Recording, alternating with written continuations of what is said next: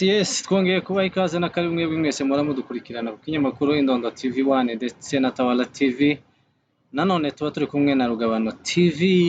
ku buhanga bw'ivyuma. Ko musanzwe mutumenyera nanone dutangira dushimira abantu bose bakoze subscribe, like, comment ndetse na share. Nawe utarabikora genda ubikore kugira ngo ibiganiro byacu biza bihora bikugeraho igihe. Turasuhuza intare za Saramwe ndetse n'amadubu ya MLDP twirwaneho aho aherereye hose ati yambu cyane mukomere ku muheto urugamba no guwiteka nabo yabisigiye amavuta kugira ngo bazatsinde urugamba duterwe ubwoba n'induru z'abatambuka. Hanyuma rero tutarinjira mu kiganiro cyacu nanone mpaye bagenzi banje ikaze dusanzwe dukorana nanone ibiganiro umunsi ku wundi. Mwisange kinyamakuru nanone byanyu. Asante sana. Abafana bacu bari badukumbuye cyane ngo bari bakumbuye ko muhageza update mwari mwarabuze. Reka twongere dusuhuze cyane cyane abaherereye hakurya y'amazi muri Amerika, muri Australia, abakunzi bacu bari muri Canada, abadukurikirana bari muri Sweden, Norvège ndetse n'abarindi hari n'izindi nshuti zanjye ari muri Ethiopia no mu kandi kanya ndamusuje cyane John, ndetse mfite n'undi muvandimwe uri mu Bushinwa ndetse dukunda kuvugana cyane dukurikirana 5 kuri 5 mura ku isi yose twayigose. Dufiteyo abadukurikirana rero namwe turabasuhuje. Reka tubabwire ngo ntimwibagirwe kandi kongera gukanda subscribe, gukora share, comment ndetse inama zanyu iyo tubonye mukanze ka comment batugira inama mukatubwira ati bikorwe uko nuko turabyishimira muvandimwe. Ariko reka tubabwire kandi ngo murakaza neza n'ubundi nkuko mugenzi wanjye yabivuze kuri channel, ndetse tunabasuhuza tunabifuriza kugira umunsi mwiza. Reka dutangira none twinjire mu makuru yacu nanone uyu munsi nkuko bisanzwe nanone twagezaho amakuru atandukanye. Twabwiye ko tuzazicaho amakuru atandukanye haba ibya politike ndetse n'ibyobokamana ndetse n'ibiganiro bisanzwe bifasha abantu kubaho mu ngo cyangwa se mu buzima busanzwe. Uyu munsi wa none rero hakaba hariho amakuru akomeje kuvugwa mu karere k'iwacu, ariko tunashima Imana kuko kabyutse neza. Uyu munsi kuva ejo nta ntambara yabaye mu karere k'Indondo, ndetse n'uyu munsi yabyutse neza nta mirwano yabaye kubera ko niho hari hasa naho hibasiwe cyane n'intambara muri iyi minsi kuko Minembwe byari bisa naho bihagaze. Ariko turashima Imana kuko uyu munsi babashije kubyuka neza. Ariko nanone harimo amakuru avuga ko habayeho ejo inka zari zahungishijwe zijanwa za Umugeti na za Kagogo, zatorotse. Izo nka zari zivuye ku Muramvya, inka 12 zishobora kuba zaranariwe. Ese ayo makuru warayumvise? Zishobora kuba zarariwe n'abandi. Umunyamakuru nk'uko bivuze ejo biravugwa ko hari inka zigera kuri 12 cyangwa 12 mu rurimi rwacu rw'ikinyamurenge zaba zarariwe ndetse zikarirwa n'ingabo za P5 ndetse na Gumino. Inka z'abanyamurenge ari wo mutungo tugira, ari wo mutungo cyane dushira imbere, ariko baravuga mu buryo bwo kubabaza no mu buryo bwo kutugirira nabi, gukomeza gufatikanya n'umwanzi. Bafata bayobya inka 12 barazibaga. Ubu ngubu mbese nizo bagize ibiryo byabo bya buri munsi muri ya ntambara. Nta kindi, urabizi ko umugani wa Bibiliya ngo umwanzi nta kimuzana no gusenya no kwica no kurimbura. Rero nivyo bakoze cyangwa se nivyo baje gukora, no kwica no kurimbura no kunyaga. Urumva rero bahereye ku nka, no kuvuga ngo inkoko zo barazimaze cyangwa ibitungwa bindi. Yego, tubibutse ko nanone inka ku munyamurenge ni ikintu gikomeye cyane kuko Vanderugabo yabibasobanuriye ejo. Inka ni umugore, inka ni umuntu, inka ni buri kimwe cyose ku munyamurenge. Nanone hakaba hariho amakuru nanone avuga ko muri Uvira harahumvikana amasasu menshi cyane, ariko abantu bataramenya icateye ayo masasu. Nk'ayo babashije kubikurikirana turi kumwe n'imbone zacu zirara muri Uvira zabashije kubikugezaho, bakubwiye ko ariko icateye ayo masasu yarayumvikana muri Uvira guhera ejo saa 11 kugeza mu gitondo. Muvandimwe, i Buvira hari byinshi, hari ibintu biri kuhabera bidasobanutse kandi bijyanye no kuburizamo umutekano w'abaturage no kugira nabi abaturage nk'uko bivuze, kubera ko ibuvira ubu tuvugana hari n'ikintu cyitwa ubwoba buteye ubwoba kubera ko akantu kose iyo kabaye wazalendo nibo bakunda kurasa babizi ko nta ngabo zacu ziri hari ibuvira wenda tuvuge ngo hari intambara yabereye ibuvira ngo bararwana ni ukuvuga ngo ingabo zacu ziza Kamanyora n'ahandi mbere gatoya Togota niba ngo ntaziri ubuvira niba ngo rero ni kwa kundi abazalendo baba bagiye kwica cyangwa se kwiba bamara bagashikayo bakarasa niba ngo bakarasa abaturage bakarasa hejuru bagira gutya bakubitana ubwabo bakikanga bakarasana kubera ko ni abantu nyine baje gusahura niyo rero masasu bumvisha hariya ibuvira ndetse hakaba hari n'ubwoba buvuga ngo hari kuza inkomere nyinshi ibuvira zivuye mu misozi ndetse n'abapfuye benshi harimo mayiti cyane cyane zino za wazalendo FARDC urabona na P5 yazamutse abatazi P5 ni ingabo za Kayumba Nyamwasa amaze igihe atoreza hariya Burundi ni ingabo zigera hafi ku 4,000 cyangwa se zirenga urumva nizo zamukanye na Nyamusaraba muri Gumino zo kugira ngo baje gusenya cyangwa se baje kwica no gufatikanya kugira nabi abanyamurenge bari hariya urumva rero izo nizo nkomere ziri kuza ariko kandi noneho gisekeje nuko wazalendo batishimiye ziriya ngabo za Nyamusaraba ndetse n'izanze mu Rwanda munyamakuru za P5 kubera ko bose ibo wazalendo muri waravuga ngo ikitwa Mutusi kuko ntabataki kubera ko Kayumba iwe yaravanze yafasha abatutsi batorotse igihugu n'abahutu bakoze jenoside bose arabavanga niba ashaka kugira P5 kugira ngo bazabashe gutera u Rwanda niyo masasu rero yo mutekano muke rero uri kubona muri kariya karere rwa munyamakuru urakoze cyane murabyumva uko byari byifashe muri Uvira abantu bari bakomeza kubaza ese ko mutatubwira amakuru ya Uvira ese muri Uvira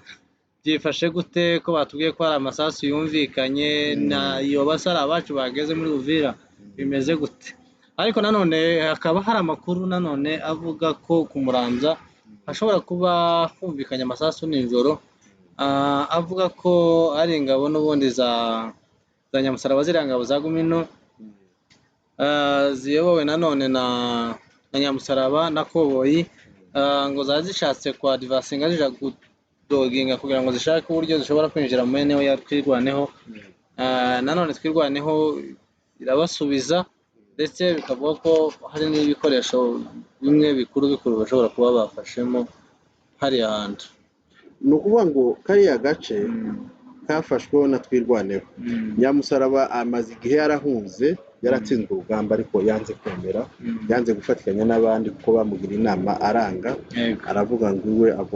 agomba gufatikanya n'umwanzi mu buryo bwo kumara famiye yiwe navuga ko ari famiye yiwe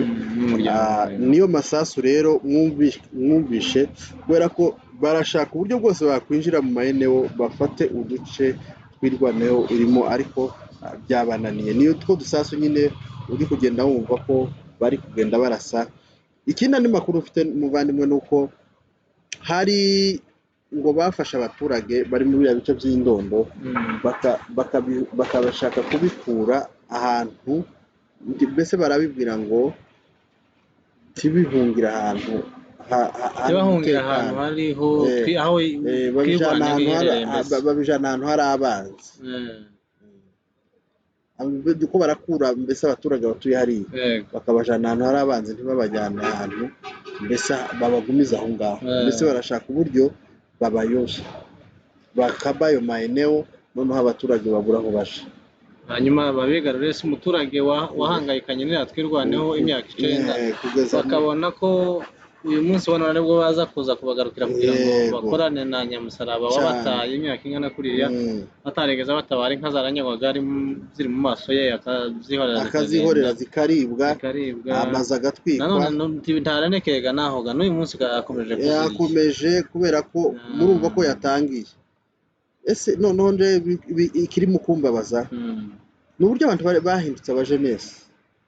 rero nibo bagasa barya amatuba kamapfa nizanda ndende Rugabo yavuze Fanda Rugabo yavuze ngo nabona ngo umusaza nyakubahwa perezida wa Repubulika y'u Rwanda ngo azamuhobera ngo kandi ngo azamuramutsa cyane ngo kubera ngo ibintu yakoze abe naje no muhimbi ariko hari abantu wenda batabyumva bakabyumva ukundi abandi bene bacu b'abanyakagara ngo yasingije u Rwanda ararusingiza kubera ko twaruhungiyemo ruradufasha rutwigishiriza abantu muvandimwe tuzogaruka tuzagikora tuze tuvuge tuzoza dukore komparezo y'Uburundi n'u Rwanda uko twabaye muri ibyo bihugu byombi uko bose twarahabaye nanone reka tunyarukire muri Masisi haravugwa imigwano yarayibaye muri Nyabyondo hariya muri Masisi muri territoire ya Masisi bimeze gute wowe wabashije kubikurikirana nanone kugira ngo tuze kurangiza n'iyo makuru yacu kuko bari banadukumbuye abafana bacu bari bakeneye gutegera uko bimeze n'abantu baza Masisi bashaka kumenya uko kari agace k'iwabo byifashe kuri ubu yego muvandimwe nk'uko biri umuvugizi wa AFC Lawrence Kanyuki yatangaje ko hari indege itagira abapilote drone y'ingabo za leta yagavye igitero mu gace ka Tuwe Nyabyondo muri territoire ya Masisi mu ntara ya Kivu y'amajyaruguru ibi nk'uko abivuga bigaragaza ko imirwano igikomeje kuba imbogamizi ku bwumvikane ndetse ibi ngibi bakaba babikoze hateganyijwe ibiganiro bigamije gushaka amahoro mu burasirazuba bwa Repubulika Iharanira Demokarasi ya Kongo ndetse hagati ya leta ya Kinshasa n'ihuriro rya Alliance Fleuve du Congo AFC byitezwe kongera gusubukurwa ku nshuro ya mbere bizabera ntabwo bizongera kubera i Doha ubu nyine bizabera mu Busuwisi mu gihugu cy'Ubusuwisi kubera ibijyanye n'umutekano muke biri hariya muri Qatar urabizi ko hariya hari kuraswa hari inyungu zose za leta zunze ubumwe za Amerika Iran iri kugenda iharasa noneho rero babyimuriye ni ukuvuga ngo bizatangira kuwa mbere tariki ya 13 z'ukwa kane 2026 bikazakomereza kugeza kuwa gatanu w'icyo cyumweru urakoze cyane nanone tugana ku musozo w'ikiganiro cyacu wumvise ko mu butegetsi bwa Kinshasa nanone harimo bombori ku bijanye no guhindura itegeko nshinga aho benshi bavyamaganiye kure bitera n'utwatsi ariko Gisegeti akaba ashaka gukomeza kuyobora manda zikurikiraho kandi constitution ya leta ya Kongo nanone itavyemera biriya ni umuyobozi w'igitugu n'ubundi ni kwamera ubuyobozi bw'igitugu ntibwemera kuvaho buriya arashaka gukomeza iwe kunywa amaraso hari akaudio nabonye perezida w'u Burundi avuga ngo umuntu ngugirishano cyangwa uzugushishano ni umuntu umena amaraso nibuka uburyo aba bagabo bamenye amaraso mu Gatumba i Burundi n'ahandi arabamena amaraso n'ubakiye abayamena ndavuga ati iryo shano niwe ni wa mbere rizagwira ni nawo mwaka ufite navyo bibazo ufite ubwo rero muri Kinshasa rero leta ya Gisekedi nawe aracyakeneye kumena amaraso rero ntakeneye kuvaho kubera ko ari ibintu byamaze kumwokama akeneye gutegeka uriya mugabo nje nuko abantu batabimenya afite ikintu cyo kwihorera urabizi se yamaze imyaka n'imyaka ashaka ubutegetsi arabubura nubango rero umwana kuba yarabubonye yaravuze ati reka nanje Kongo uburyo yagize data kugeza apfuye ngomba kuyikoroga kugeza umwisho wayo niyo mpamvu muza mubona biriya abantu ntibamenya aho biva n'inzika kuba se yarapfuye atageze ku butegetsi iwe soso none arashaka kumwicaraho ntashaka kuzana impinduka n'amahoro ahubwo arashaka kumwicaraho no kugira ngo akomeze amena amaraso y'abaturage no guhakana jenoside iri kubera hariya ntiwabonye ko na Muyaya yabashe kuvugira umuhungu wa Habyarimana avuga ngo abahutu ngo nibo bakorewe jenoside ashatse kuvuga yuko nyine muri make mu Rwanda nta jenoside yahabaye nta bwicanyi bwahabaye mu buryo bwo gupfobya Muyaya twakumvishe wapfobeje jenoside n'abantu bose bayemeje ndetse iranandikwa iravuga ngo muri jenoside 3 zabayeho ku isi y'u Rwanda iriya ni jenoside yindi ya gatatu ku isi, nta yindi irongera kwemerwa nyuma yaho. Irimo iya Isirayeli y'abajuife nimba n'u Rwanda sinzi ni zitatu ndagira nimba atari zibiri, ni ngo ni izo zonyine. Warangiza wowe ugahaguruka, ahubwo uno mugabo bagomba kumuhagurukira mu buryo bukomeye, kuko ni umuntu wakomeje guhakana jenoside yakorewe abatutsi muri 1994. Urumva rero, ariko abaturage ba Repubulika Iharanira Demokarasi ya Kongo bakaba batishimiye uburyo Felix Tshisekedi ari gushaka mu kwitwara mu buryo bwo guhindura itegeko nshinga kugira ngo akomeze agume mu butegetsi. Ariko se bizomworohera mu bandi? Ntabwo bizamworohera, kubera ko bitewe n'ukuntu uwahoze ari perezida nanone wa Repubulika Iharanira Demokarasi ya Kongo we nyine uri kumwe na wagiye kwiyunga hamwe na AFC, Joseph Kabila, wabonye uburyo yatanze ubutegetsi abusibikanya mu mahoro kandi abutanga neza, inshingano zose arazirekura. Kiriya ni ikintu yakoze cyahaye abanyekongo bose kumva kuko bafite demokarasi ihagije mu gihugu cyabo, bagashyiraho uwo bakunze n'uwo bashaka akaba ari we ubayobora. Niyo mpamvu nanone Gisegeti kuzamuhira kongera kuyobora indi manda ya gatatu muri Kongo bitazamuhira. Nanone turangije ikiganiro cyacu cy'uyu munsi wa none, twihanganishije bene wacu b'Abanyarwanda bakorewe jenoside muri 1994, bikaba bigejeje n'uyu munsi wa none hariho abantu babe bayihakana bakavuga kuko ntayahabaye, kandi isi na ONU byose byaremeje kuko iriya jenoside yahabaye, kandi ibigaragarira n'amaso y'abantu byahabaye rwose, n'abayibikoze barabyemerera kuko babikoze. Hari n'abatahutse bari mu gihugu mu Rwanda babyemera kuko bishe abantu, kandi kwica umuntu inzirakarengane, abana batoya, kubahura amasekuru abandi mukabata mu mazi, nta yindi jenoside irenze iyo ngiyo. Ari nayo nanone dukomeje kwamagana, ikomeje gusatira nanone iriya iwacu mu karere k'iwacu imisozi miremire y'Umurenge. Nanone twaba tubwiye abakunzi bacu batarakora subscribe kuri iyi channel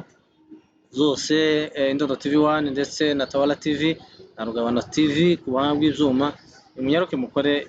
subscribe na like ndetse na comment kugira ngo ibiganiro byacu zibihora bihageraho igihe, kandi n'ababikoze nanone mukomeze musharing kugira ngo n'abandi batarabibona bazabibonera ku gihe. Yego cyane. Urakoze cyane. Ciao ciao. Uze neza kabisa.